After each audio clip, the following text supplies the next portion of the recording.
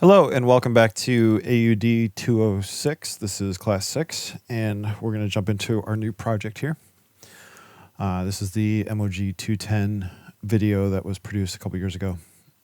So the first thing I want to do is create a new session, multi-track session, and we're going to just make sure that it's set for 5.1 because we're going to do some surround mixing a little bit later. You want to make sure you set that up ahead of time. And I'm going to call this aud206 class 6, and I'm going to drop it in our files06 folder. So that's all good to go. So say OK. And I need to add in a new track for the video file. I'll bring in the video file. So I'm actually going to grab it from our files06 folder just to keep everything clean. I went ahead and extracted the audio out of the video file, but as you can see, there's no audio in there.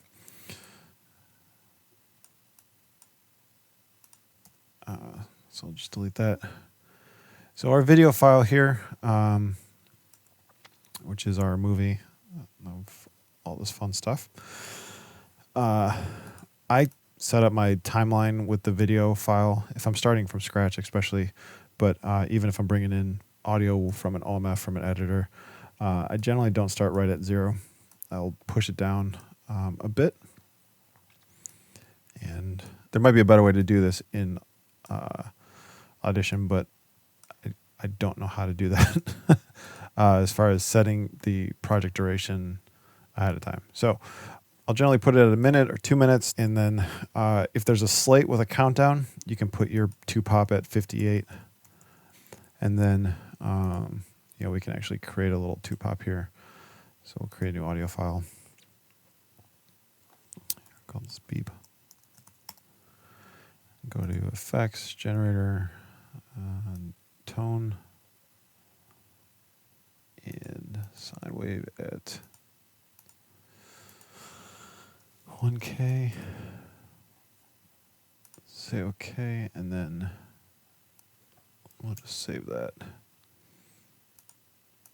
Just put in the right spot here.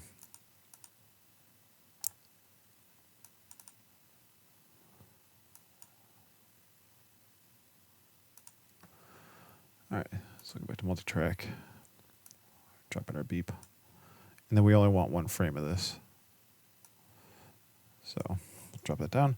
Which reminds me, I know for a fact that this video file here is in 24 frame, not 23976. And see that if I scrub over here to frame rate, it's at 24.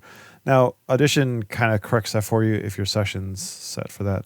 But you can change it just as easily to 24 frame here. As you see, things shifted a touch. So if your OMF that you're bringing in is at 24 frame versus 23976, you'll see them not line up perfectly. So we'll drop that over to 58. We don't have a visual 2-pop to do that. But now I can actually start before the piece. I can actually place my playhead before the piece starts and listen to that first onset sound. If it's a fade up or whatever it is. If this is right at 0 and this is where your playhead always parks, you don't always get the best representation of what the first sound is because it usually clicks in. So that's just how I like to work. So now let's take a minute and talk about sound design and approach. I think that there's a lot of different ways that we can approach this piece, and it based on the tools that you have.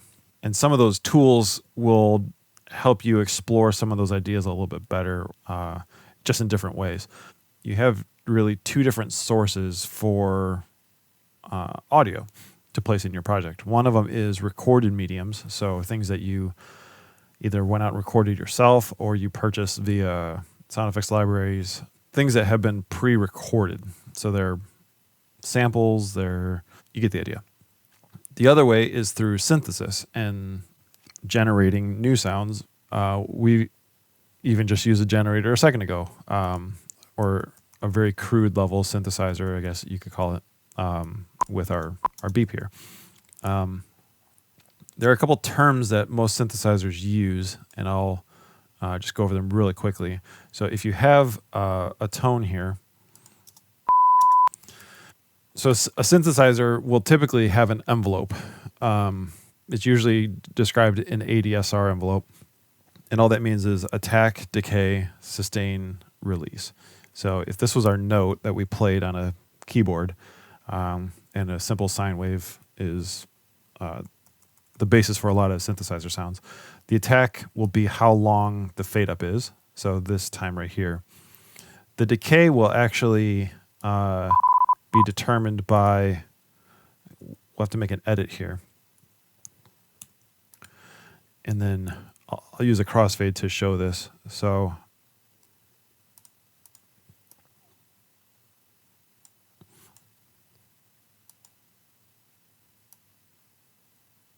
all right. And these are all based on time and volume. So the attack can be really short, and then the decay can be rather long, or vice versa. It can be, a really short decay. And then the sustain is how long the note is held before the release. And the release is after you let off the keyboard once you let go. So once you press the key down, you have how long is the attack, how long does the sound come in. So if it's a fast attack, the sound will start right away. If it's a slow attack, it's going to fade up, as you would expect. So we'll mimic that here. And then if you set your sustain volume lower than your attack volume, then the transition between sustain and decay, or decay and sustain, will be more noticeable. So you hear that little bump. Can exaggerate a little bit more too.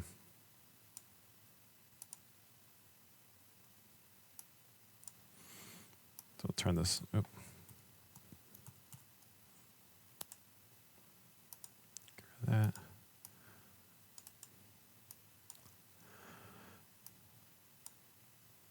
All right. So now.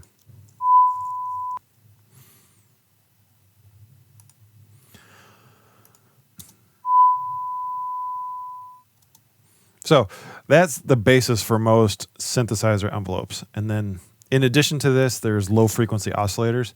So an oscillator is just like what we went into this waveform. This is an oscillator playing back a tone at 1 kilohertz. If we went back in and made a new audio file, just played around with this. You go to generate tones.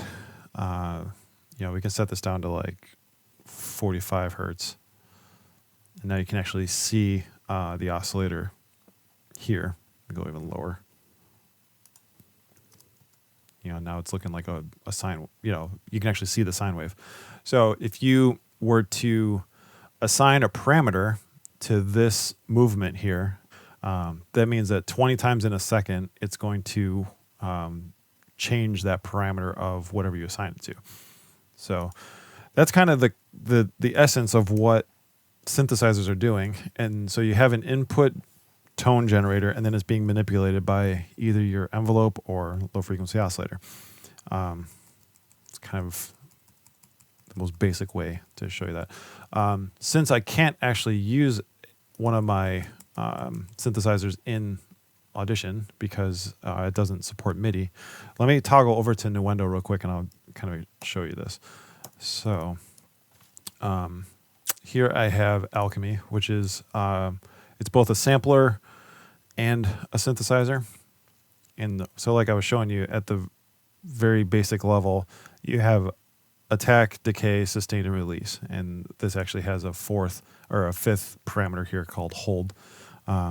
So if I enable my keyboard and I just play a note, I turn this on. So I can adjust the attack time.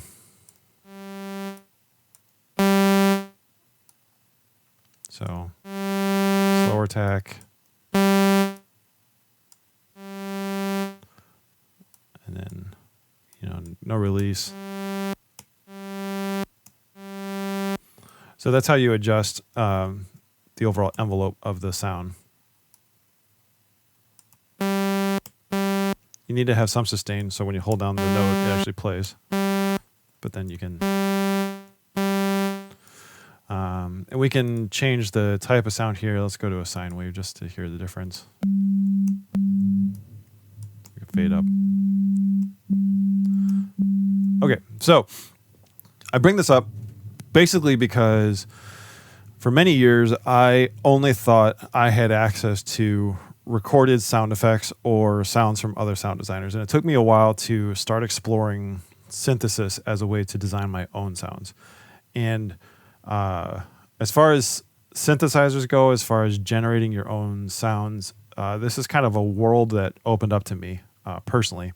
As far as creating my own sounds, I can add embellishments to music that, sometimes people ask for some customizations, especially when you have a camera shot shooting up at the sun and you kind of want that shimmer effect, the kind of sparkle on the top end. So tools like this, Alchemy comes with a whole lot of built-in sounds, and it has 4 engines here. So you have your, each one of these banks can be a different sound. It can be a generator like it is now, or it can actually be from audio, and they have, tons of different. I've purchased a lot of their libraries, and so, you can change this over to any number of different samples as well. But then the sample is treated to this envelope, just like, we played around before. So. And then sometimes even playing back a sample at different frequencies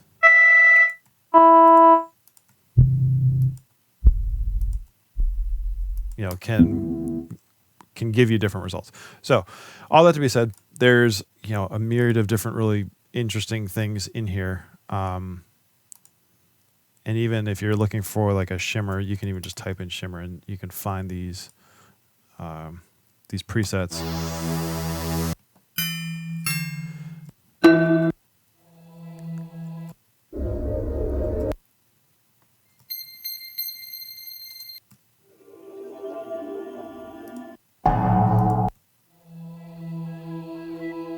Take that up an octave, couple. So, and there's a couple different pieces in here. I might turn off the females.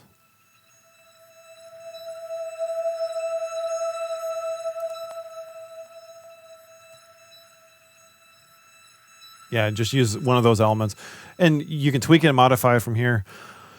This is a really in-depth instrument. One thing I'll point out is that each sound designer, when they create a patch, they incorporate these remix pads down here. So you can adjust.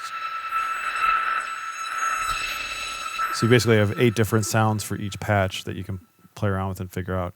If I turn this back on.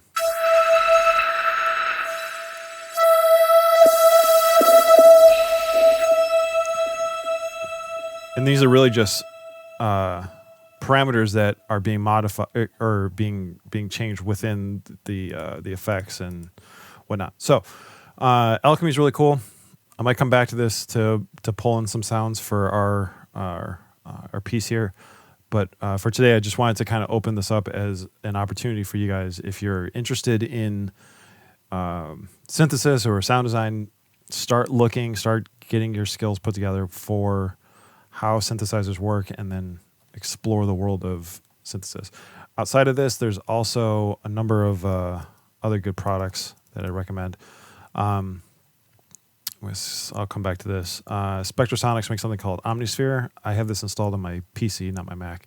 Otherwise, I'd show you this as well. This is a great tool. The biggest difference between this and Alchemy has 4 sounds per patch, if you want to think of it that way. So within one source, you have 4 different things. Omnisphere has 8, and then Omnisphere can also play back up to 8 different patches at once.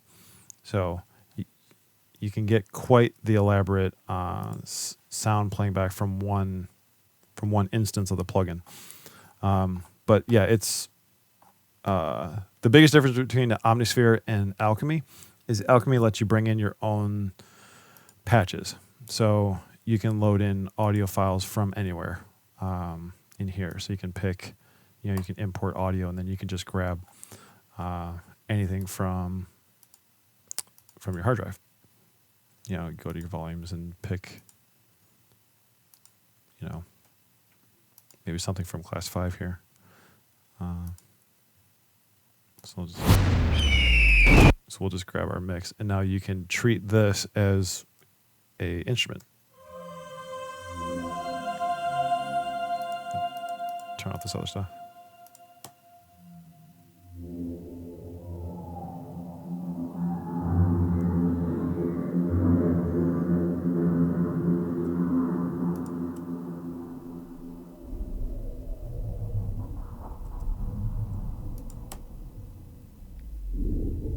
So you get the idea.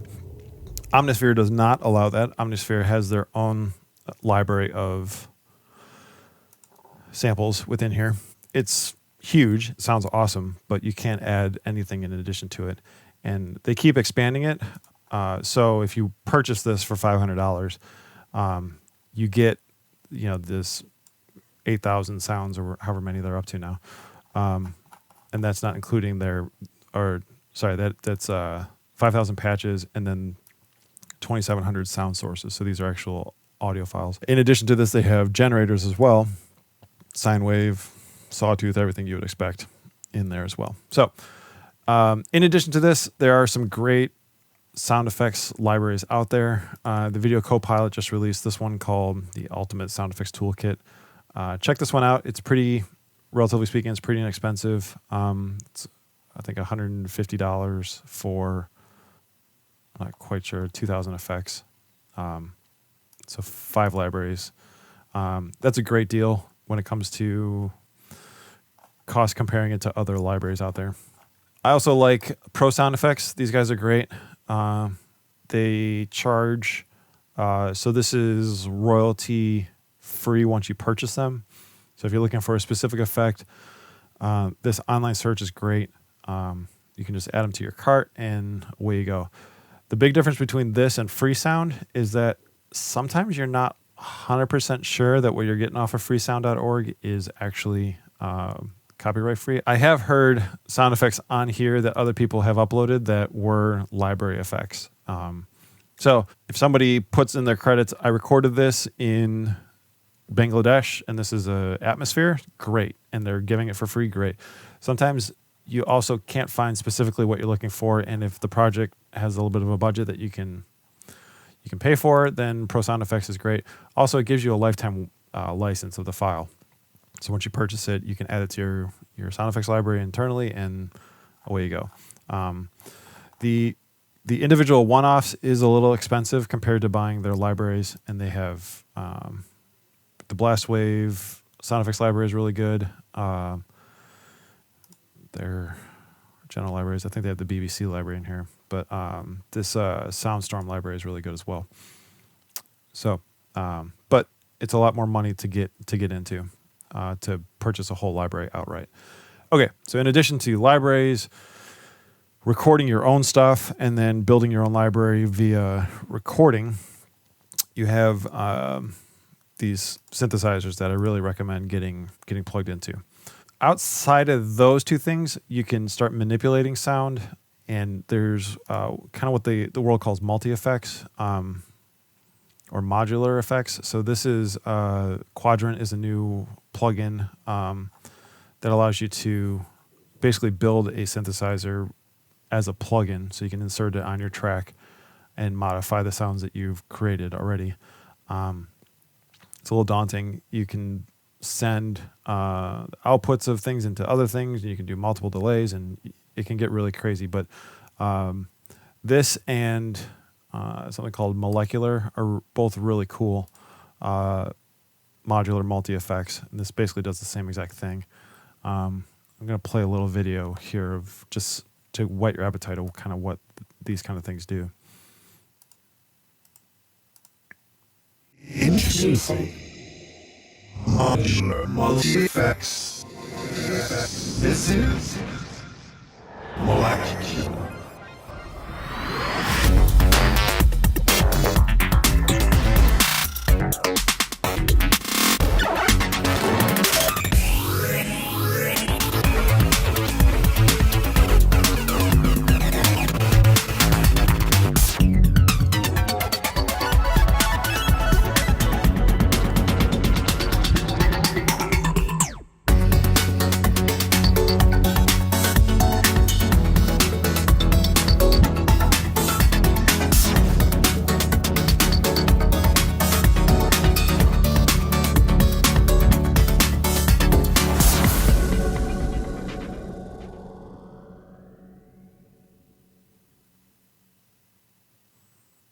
Okay, so this works inside of Reactor, which is kind of a modular-based system. But if you were to purchase this plugin, it'll work inside of the free version.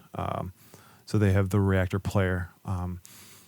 If you have the full version of Reactor, you can actually get into the nuts and bolts of what's going on in here, and you can make your own modifications to kind of the underbelly of this plugin. So Reactor is it's kind of a sound platform that you take an input. You can apply a bunch of different modules that they have kind of pre-built in here, and then you end up creating your own plugin. Basically, it can do a lot more than that, but that's kind of the gist of it. These layouts are called ensembles, and molecular is basically just one ensemble that fits inside of Reactor. As far as other tools that work in a similar fashion, Plugoo makes something called Bidule. Apparently it's a French word that means thingy, but this is also a very similar kind of building block platform for you to take an input, whether it's a sample or a live microphone or something, apply some processing to it, and then output it into a new file, or feed it into your host application or something like that. Actually, there's another one also called Audio Mulch, and this also works in a very similar fashion where you take let me find a graph. So you can kind of see here. We'll take a look. So you can take an input, apply a bunch of things to it, and then sum it all down to your output. These take a little bit more thought planning as far as building out what you want it to do. But again, these are just ways to explore sound manipulation beyond just dropping an effect into your timeline and maybe applying some EQ to it. Okay, so beyond this, there's also a company called Twisted Tools that makes tools for Reactor, or ensembles for Reactor, and they have a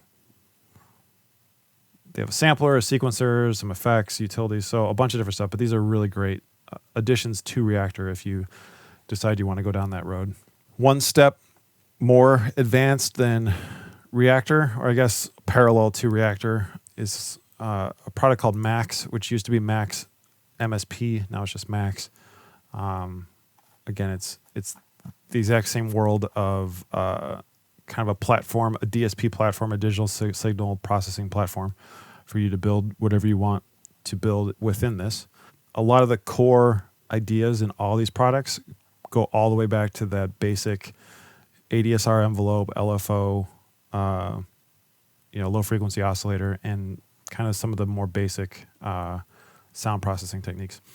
Okay, so then on the high end, you have Symbolic Sounds Kaima, and this is actually a DSP product that they make a box called the Pacorama, and this is a FireWire box that sits outside your computer, and you essentially build your DSP program within their architecture here. Let me find a once again, using modules. So you take a live input, you feed it into a couple things, and then you take your output to your speakers. This just does it at a really super high quality level because it's programming hardware DSPs instead of using software. So the voice of Wally was sound designer Ben Burt taking a microphone, feeding it into Kaima, using a Wacom pen tablet and manipulating it using the vocoder. So this whole structure here is called a sound, and they have one called a vocoder. So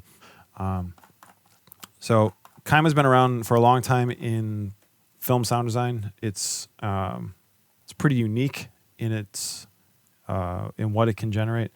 Definitely check it out, symbolicsound.com. This is probably the most costly of all the things I've shown you because you're talking about $30 or $2,900 just to get into it. And then they have a more expensive, more powerful processing box for $4,200. So that takes us back to the actual project at hand. So let's get started. So we want to possibly create kind of our bed sound of what we want going on underneath all this. And I see all these, we got some graphs going on. We have kind of this overlay of what's going on under here. But at the end of the day, we're really racing down a tunnel. And we're accelerating faster and faster and faster until we kind of punch through here at the end. I prefer to use a combination of live recording and synthetic stuff when I'm doing sound design. So let's try and get a good bass going underneath here using some of our live sound samples that we have provided for us from Adobe. If you want to go out and record your own car racing down a tunnel, feel free. In here, I did a bit of exploring. I tried to find a car interior that I liked. I didn't find any. So what I ended up finding was a servo, which gives us kind of some of that sound that I like.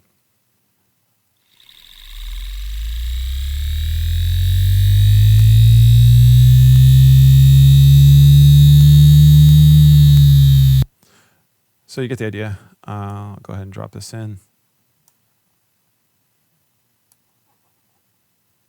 Here.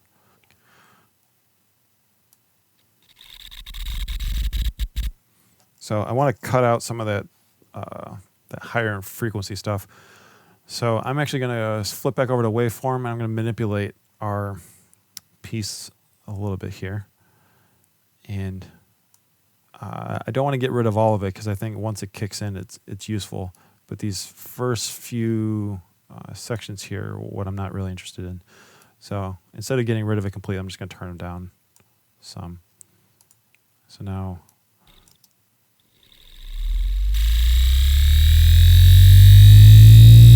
yeah.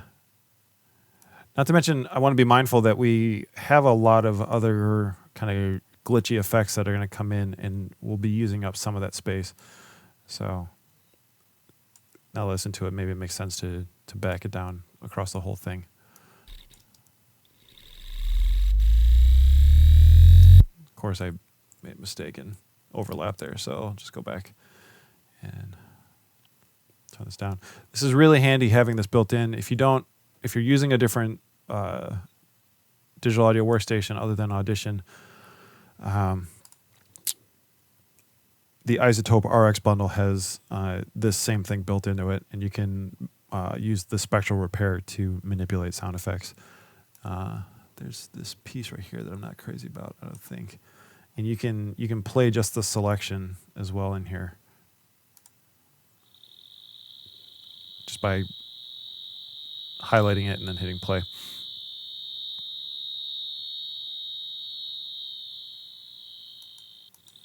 All right, so that just turn that down just a little bit more.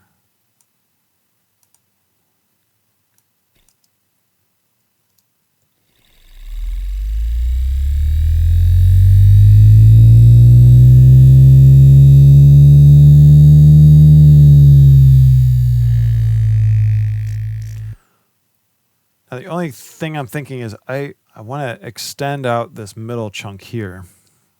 And and I don't want it to start decaying until. That's not too bad. Well, let's balance back to multi-track. So I'm going to save. I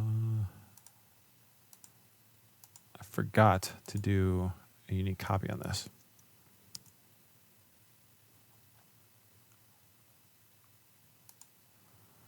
So, shame on me. Gotta delete this. Save changes. No. Just make sure I didn't mess that up. Good. I'll just go back and play this, make sure. Yeah. So I want to make sure I get into this a little bit sooner because we're moving once we start moving.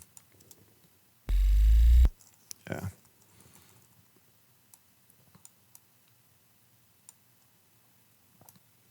Just do a little fade up.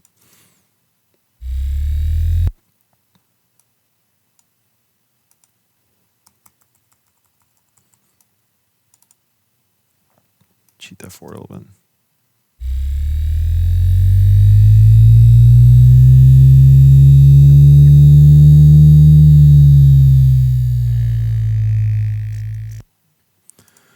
I actually want that to extend out for quite a bit more. So there's a cool little time stretch tool within the timeline here that you can toggle on, and then when you move this, it's actually going to stretch the file out.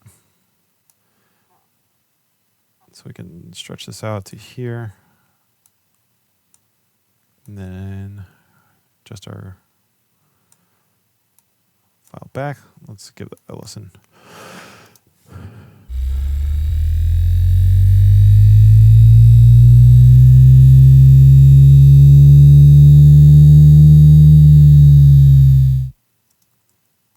All right.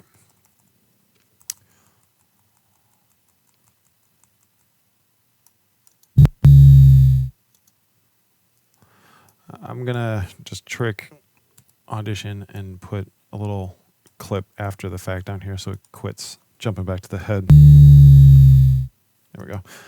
Okay, so the only other thing I'm thinking about this this piece down here.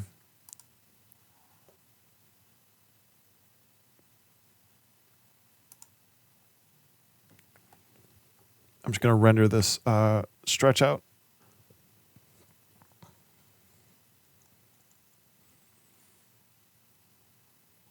All right, so let's take a look.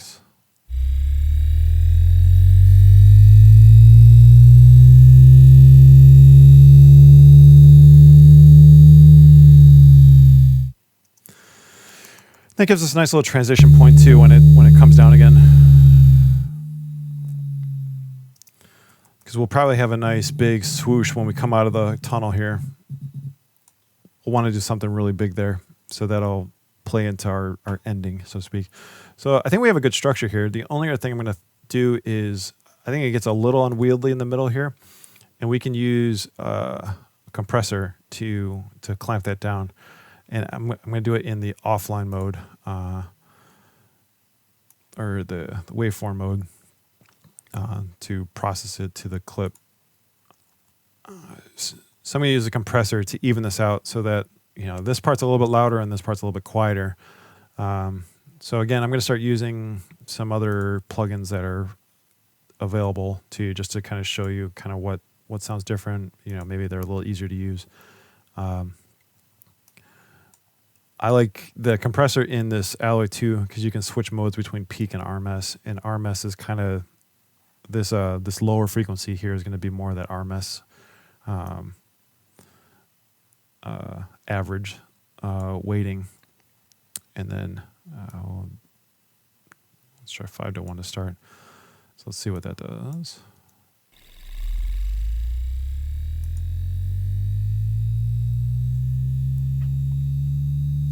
It might be a little clamped too much. And then you can boost the output gain, the makeup gain on the output here.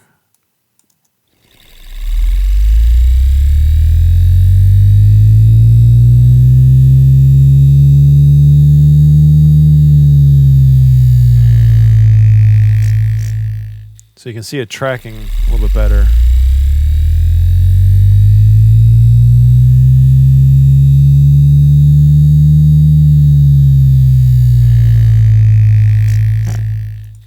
So let's go ahead and apply that.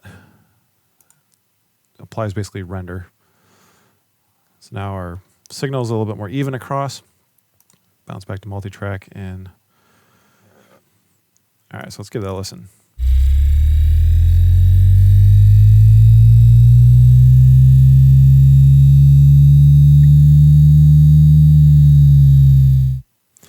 Now, the only thing that I feel like I lost was some of that excitement that was building.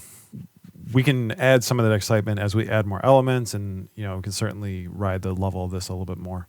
So I'm going to end here. Next week, we'll pick up on finishing out or starting a pretty in-depth process of filling out all the sound for the next 2 weeks, and then the last 2 weeks we'll be mixing for surround sound. So if you guys have any questions, please hit me up in the forums, and I will see you guys next week. Thanks a lot.